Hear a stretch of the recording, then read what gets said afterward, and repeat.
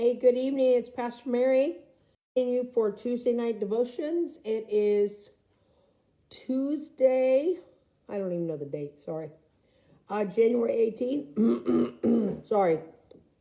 And I am glad to be with you. We are all happy to share that we are all negative. I don't know what's going on. Okay. All right. If you're watching or you saw that later, because I know some of you watch later, it was going in and out. Hopefully we're okay. But anyway, so we are all negative with COVID here in our house. So that is really good news. I do want to share now, and I'll share later, because I know hopefully some people will join me tonight. Thursday I usually get a good number. Tuesday is questionable. But so the council had a long discussion, and on Sunday we had a Zoom council meeting, and because the numbers are really bad in Spalding and around the area, because the hospitals are overflowing with people and very full, and just people having trouble getting help when they go to the ER. And because we are hopeful that this round of COVID is going to die down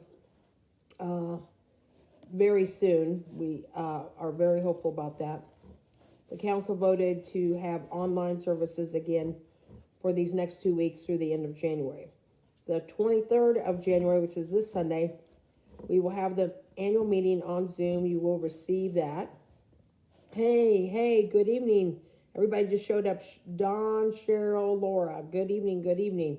And there's a couple other people on, but it's not showing up. So it was slow coming up. But Susan, good evening. So anyway, there's no drive-through communion this Sunday, but there will be annual meeting on Zoom. You'll get an invitation near the end of the week to get on at 11:30. Hey, Betty. Good evening, Betty.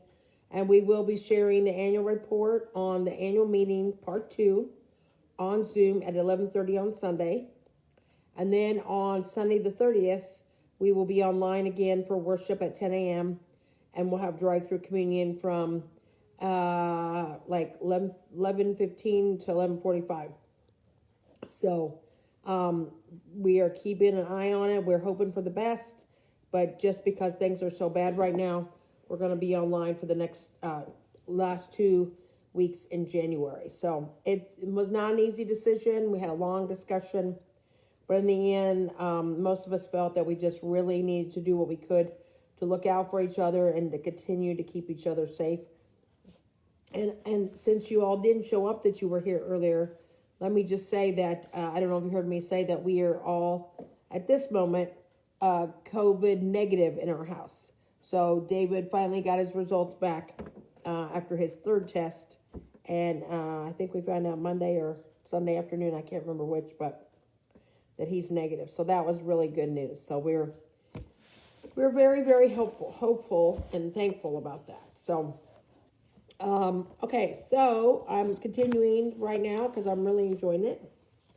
The Daily Guidepost 2022, and I'm actually reading yesterday's. Hey, Sandra, good evening. I'm going to read to you yesterday's devotion with Martin Luther King Jr. Day. And I really, really enjoyed it. So the scripture for it is Acts 2:44-45. And this is the NIV version. And it says, all the believers had everything in common. They sold property and possessions to give to anyone who had need. And the author is Jacqueline Wheelock. Let me see if I pointed out different people. Okay. So there's Jacqueline right there. This is the picture of all the authors. And they write a number of the devotions. They take turns writing them.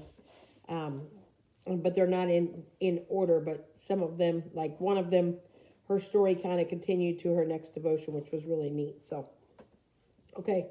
So this is what Jacqueline writes. Perhaps surprisingly, because I'm an African American, my first impression of Martin Luther King Jr. was that of an intellectually gifted middle-class preacher whose life bore little resemblance to mine.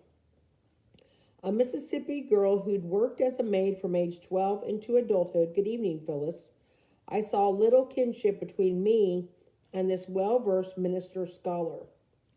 But as I observed Martin Luther King Jr.'s actions, I recognized the unveiling of something far exceeding intellectual prowess. A godly man fixated on the needs of all. In one edition of King's book, Where Do We Go From Here? Chaos or Community? Vincent Harding links Dr. King's vision to a quote from Thomas Paine. We have the power to begin the world over again. A wonderfully idealistic statement that captures King's core. Likely best known for the words, I have a dream, King boldly declares that brotherhood would one day be the condition of all humankind, not the dream. In order to begin the world anew, he believed, we must be anchored together by a strong sense of commitment to the worth of every human being, no matter the race or class. In the book of Acts, community isn't defined by proximity, but by the needs of one's fellow human being. And though the Jerusalem converts couldn't have known it then, the Holy Spirit would eventually deposit their community spirit far and abroad. Jesus' blood offers the only real way to begin again. A miracle, thank you, Laura, a miracle he performs for each repentant believer. But he left it to the hearts of people like the Reverend Dr. Martin Luther King Jr., and to you and me, good evening, Sharon, to extend the power of the cross through compassion for all. And the prayer is, Jesus, help me never to forget that what I do affects so many more than me. Jacqueline Wheelock. Well, let's see. Yeah, today's Tuesday.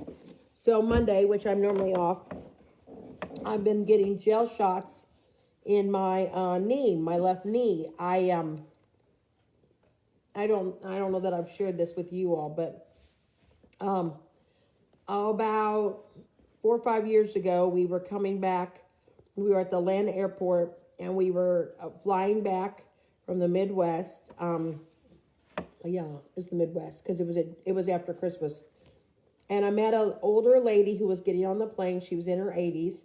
She was a very nice lady, and she didn't know the Atlanta airport.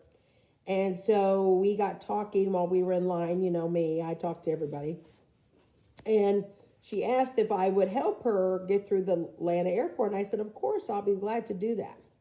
So we were on the escalator coming down, you know how you come down, to get to the train. And Christopher calls it the plane train. When they may call it that. But anyway, so she was standing with me, and my family was standing around me. Hey, Linda. And so this sweet lady who I'd gotten to know on the plane, who was very nice, she was coming, I think she was either coming back from Christmas, she was staying with her daughter for a few months, and her daughter was picking her up at the airport. So I was helping her get onto the train and get her bags so that she would be able to meet her daughter. Well, I had a bag that I was carrying, you know how you carry a bag onto a plane. And so I had put the bag on one of the escalator steps next to me. And right when we're getting to the bottom, there's it's almost to the bottom. And I bend down to pick up the bag, and my knee gives out. And I fall on the escalator. And then this lady fell on top of me, and I was scared. I was so scared. You know how the escalator is coming down, and all those people, they're all close together, and everybody's, trying to get off and get on the train. And of course, we were coming back. I was so scared people were going to get hurt. All these people stopped to help us get up. And oh my, I was just so grateful, and I felt so bad, but she was okay. She had fallen on me. I'm much bigger than her. She was a small little lady. I'm short, but I'm not small, as we know. Anyway, that really bothered me because my knee had never given out on me before like that. So I went back to my orthopedist who had done my shoulder surgery. I'd had frozen shoulder about 2 years before that. I'd had surgery on it because physical therapy wouldn't work. So I went back to him, and we tried steroid shot. That didn't do a thing. And in fact, all it did was make my body have different temperatures because it affected me. So then we did this thing called gel shots. Now, you may have had them, or you may know somebody's had them, but it's a series of 3 shots. You get them in a row, and it goes around your knee, and it fills in the places where it needs it. And it's supposed to last a year. Well, the first set I got lasted 2 years. Worked really, really well for me. So then I went a 3rd year in between. I could tell it wasn't really there anymore, but so anyway, I went back this like November, because I just told my doctor, I said, it's not hurting me right now, but sometimes it's not very strong, and I don't want to, I don't want to fall, and I'm just, I'm walking 1 mile to 2 miles a day, and I'm trying to lose weight. I mean, that's always a struggle, but I said, and I do exercises, but I said, I'm just worried about it. So anyway, so they took x-rays, and he said, well, if you said your knee hurt, we'd be replacing your knee today, or like right away, because I guess the arthritis around my left knee is really bad. But anyway, so I went yesterday and I got that done. Now, that was a long story, because this is why I heard this. So I was out and I went to go get gas before I went home. The shot actually has never bothered me before, but this one really bothered me, and I couldn't stand up and really put weight on my leg for about 10 minutes. So I had to sit there, rub it, and it was still kind of bothering me. So I was going to go to the store, and I thought, no, I'm just going to get gas. I'm going to go home. Anyway, I was driving, and it was Martin Luther King Jr. Day. And they were talking about, it was, I don't know if it's a book about Martin Luther, but anyway, I mean, I'm not a scholar of Martin Luther King, okay, but I know a lot about him. I've gone several times down to visit his home. I got to go on a wonderful tour a few years ago when the Lutherans were here from Germany. I got to go with the group, and we had special speakers. It was really a wonderful, wonderful experience. But something I never knew, and you may know this or you may not, but they were sharing about his life, and I guess in the late 50s, he was at a book signing. He had written a book, and he was signing books, and he was signing one, and this woman comes up and she says, "Are you Martin Luther King Jr.?" And he said, "Yes, I am." And without looking up, she stabbed a knife into him. And I mean, I had no idea about this. I'm going to look it up now. But anyway, he was rushed to the hospital. She missed his main aorta for his body by just a little bit. And as he was in recovery, several days later, I guess, they told him that if he had coughed or sneezed, he would have died. And so then they shared this letter. They had him talking. They were, playing some things from him. And he shared of a letter he had gotten from a little girl. And he said, I got a lot of letters from people when I was in recovery. And he said, this one really stood out to me. And he said it was from this little girl. And he shared the letter. And she said, "Dear Dr. King, I am a 11-year-old schoolgirl. And hey, Jeannie." And she said, "I don't know if it matters to you that I'm a white girl, but I just want you to know that I'm really glad you didn't sneeze." So she had heard or read that if he had sneezed, he would have died. And he said that really touched him, and that he was really glad he didn't sneeze either. And this was 1960 when he shared this. And, even though Martin Luther King Jr. died when I was a kid, I knew of him because I knew of Bobby Kennedy, who died shortly before him.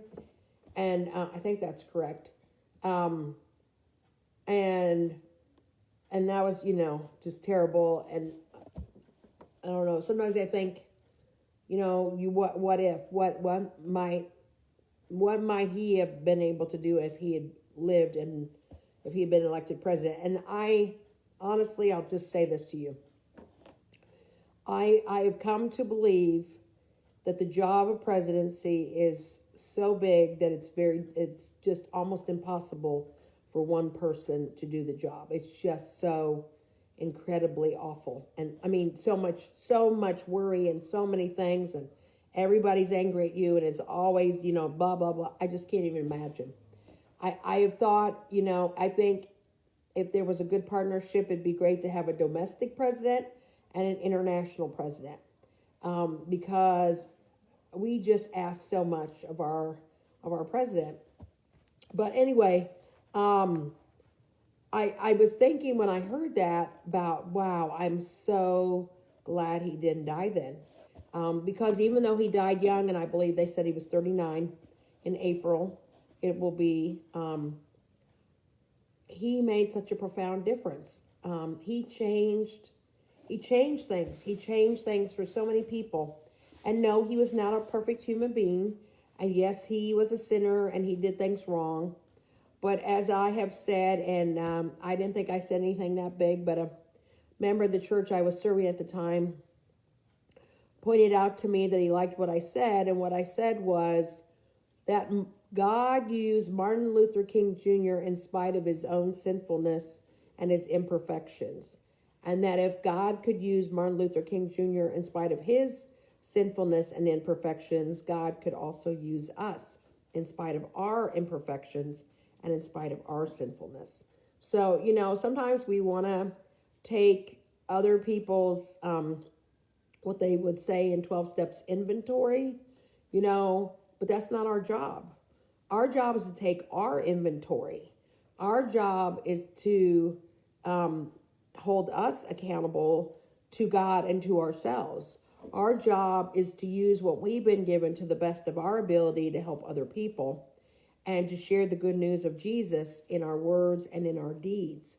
And often, we can get caught up in trying to take other people's inventory about their failings and their flaws and their sinfulness, when what we should be doing is looking at ourselves more and trying to do a better job. Now, none of us are perfect. None of us are going to get it right, but trying and doing our best by others goes a long way. And, for whatever else you might want to say, I just truly am thankful for Martin Luther King Jr., for the profound difference he made in our world, and that while we are not there yet, and I don't know if I'll live to see it, but I hope my kids will, or my grandkids, grandkids to be, whatever that might be. I pray for a world where we will, as he said, what was it in this? Let's see. He said, I have a dream that brotherhood be the condition of people, not just the dream. That we will see each other, the worth of every human being, no matter the race or class, and I'll say no matter the sex or sexual orientation or religion, that we will see the value of every human being. And I thank Martin Luther King Jr. for that, and for his willingness to go to jail. I think he went to jail 30 times. Sometimes our faith calls us to do things that may not be what other people think are right, that may not be popular, that may even be against the law. And I'm not talking about murdering or stealing, but standing up for injustices in the world. And I'm not talking about hurting people over it, or maiming people, or taking property, or doing things like that. I'm talking about peaceful protests.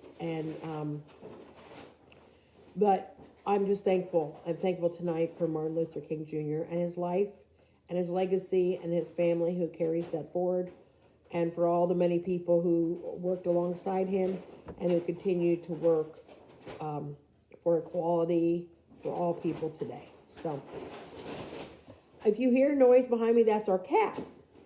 Our cat is 7 months old, and she likes to get in bags. And so my son heard me, so he's come out to take the bag away from her. We leave a couple bags out for her because she loves to get in the bag. She's hilarious. She is a sweet, funny, crazy cat. and her name is Cooper because that's what Christopher named her. Because he wanted a black cat and naming her Cooper, and that's what we got. And she's a lot of fun, and we love her a lot, but she's noisy sometimes. Okay, a few prayer requests before I share announcements. First of all, please pray for Andy Harnack. Andy does not have COVID, so I'll say that first. But he is in the hospital in Thomaston.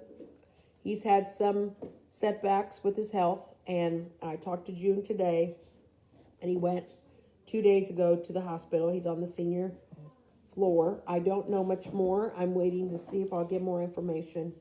But please keep Andy and June in your prayers. I know this is very tough, and Andy's been through a lot.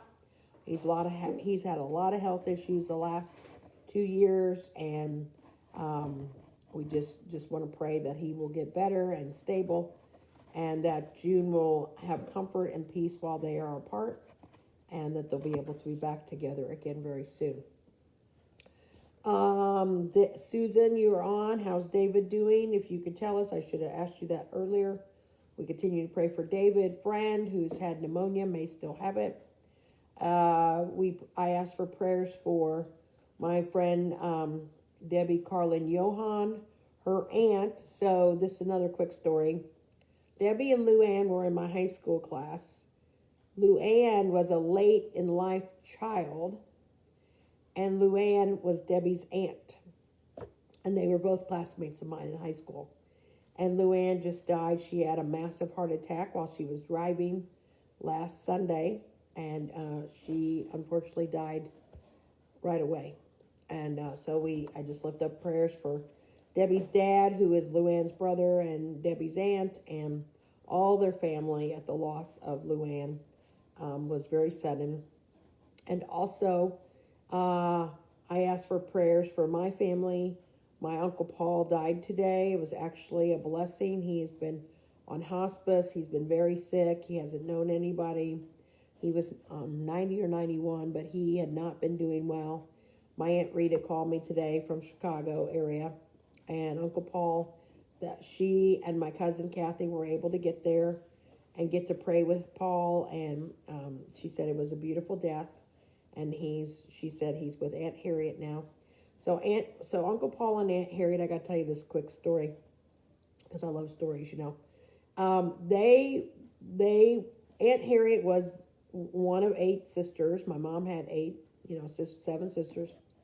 Aunt Harriet she was a travel agent for, I think it was Eastern Airlines. It may have been Pan Am, but I think it was Eastern.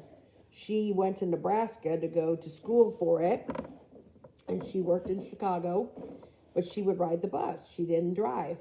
And Uncle Paul was a postal carrier, worked in the post office. He knew all the streets in Chicago, man. You could ask him, knew all the zip codes, all that stuff.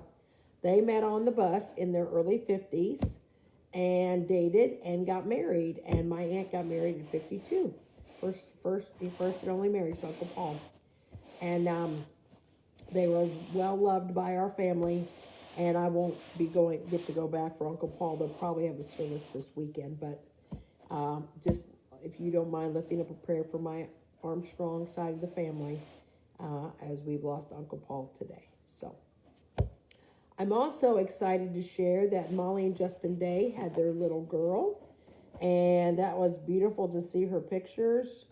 And she is beautiful. In fact, sometimes I crack up. It must be the whatever they use on Facebook, because I'll get 2 people who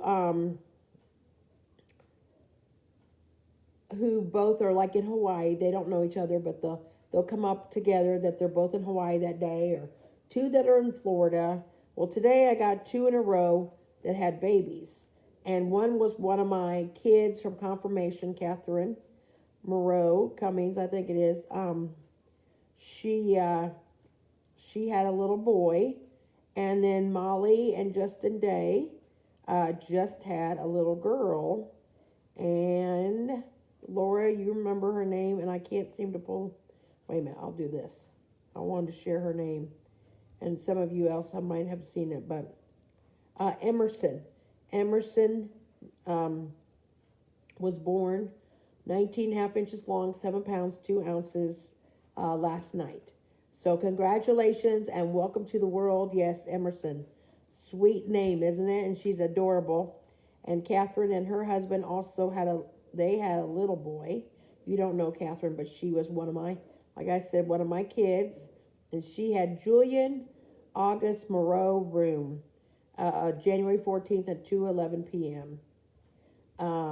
So I'm telling him, online doing devotions, my cousins.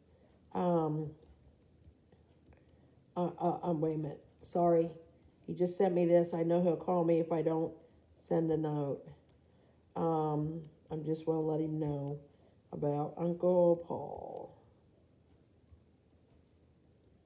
Well, that came out kind of weird. You know how when you try to type something fast, and now it came out Uncle Paul. Hang on one second. Okay. So, 2 babies, that's such a wonderful thing. My uncle's passing, my classmate's death a couple days ago. Andy, I'm going to pray for David. I also just saw a pastor friend of mine put up that they are positive. A lot of people still positive. So I know some of you, like I said, it didn't show up that you were there. So for announcements, I want to share that we will be online. The council had a long discussion and voted and made the decision, because COVID is still so bad right now. The hospitals are so full. Spalding is very bad. The positivity rate is between 40 and 50%. And because this is spreading so fast, we will have worship online the next 2 Sundays. This Sunday, both will be up by 10. This week we'll not have drive-through communion because we have our annual meeting. It'll be up. You'll get an announcement for that for Zoom. It'll be at 11:30. We'll be sharing the annual report. And then on the 30th, we will have drive-by communion. And I think it'll be I said 11:15, but I think it'll be 11:30 or 11:45, but I'll let you know that, because the people who come to help me have to get there. And if they want to watch the service, they need to be able to have time to watch the service. So I'll get back with you on the time for drive-through communion on the 30th. But anyway, we're just doing that to keep out watching for each other. I know a number of Lutheran churches, all the Lutheran churches except for one of my husband's conference, they're all closed down for the next 2 weeks. They're online only, and I know it doesn't make everybody happy, but we want to do the best and keep everybody as safe as possible. So I also wanted to share that I'll be putting it out this week. The Hunger Walk will this year, the registration is out. It will be online and in person, so they're going to do both. I got to look at the date. I think it's early March. So they've got it out, and we'll have some kind of a challenge this year. Last year, the challenge was, I think we raised $850 that the kids could spray paint my hair. So I'm going to come up with something else, but I haven't figured out what it's going to be yet. So we can have another challenge, because I like it. It's kind of fun. And, I didn't mind at all, and I led worship with that crazy hair. We did it this fall. So anyway, there will be a challenge coming. And so hopefully you can sign up to join us at home or in person, or, that you could sponsor one of us, and there'll be a number of us walking. So I hope you will be able to do that. There is no Wednesday night worship, so there will be nothing tomorrow night, but we will have devotions again on Thursday night, and we will have Friday night fun. Bad weather is coming in again if you don't keep an eye on the weather. There's different models of what's going to happen between Friday and Saturday.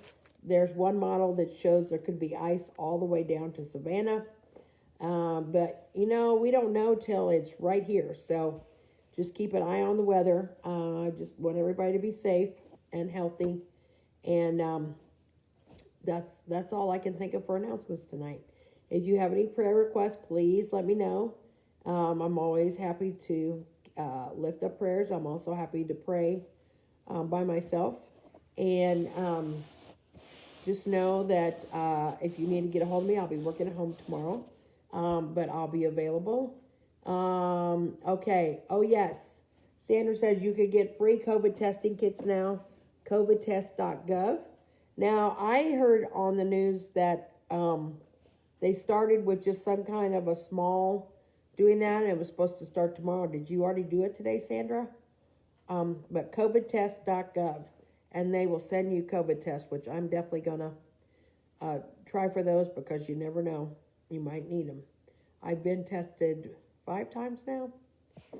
Yeah, I think it's been 5. So I've gone to Henry County every time. They've done a really good job. So, but it is nice to have those at home available, especially if somebody gets sick or exposed, or, you know, it's still going around. It really is. So, all right. Well, thank you all for joining tonight. I really appreciate it. Thanks for those who will be watching it later. I pray you have good rest tonight. Okay, 4 kids. Okay. Good rest tonight and great day tomorrow. Stay safe, stay healthy, and may the Lord bless you and keep you. May the Lord make his face shine upon you and be gracious to you. May the Lord look upon you with favor and give you peace. In the name of the Father, the Son, and the Holy Spirit. Amen. Take care, everybody. Have a great night and a great day tomorrow. Thanks. See you Thursday night. Good night.